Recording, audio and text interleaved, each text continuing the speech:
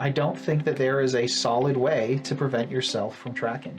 Your provider has access to your data. All of your social media services have access to your data.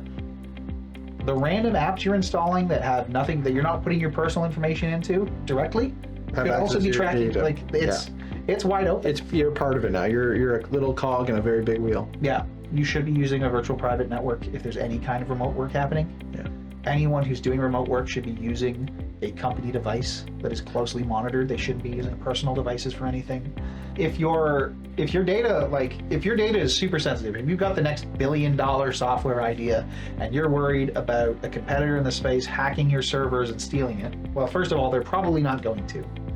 But if you really needed to be sure of that, just have a physical server that is air-gapped so it doesn't have a connection to the wider internet. People have to access it in person. The terminal, yeah. That's going to be the most secure thing.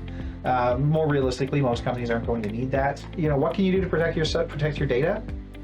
Generally speaking, not much, but just don't make it any easier for people to find than it needs to be. Don't give it away for free. Yeah.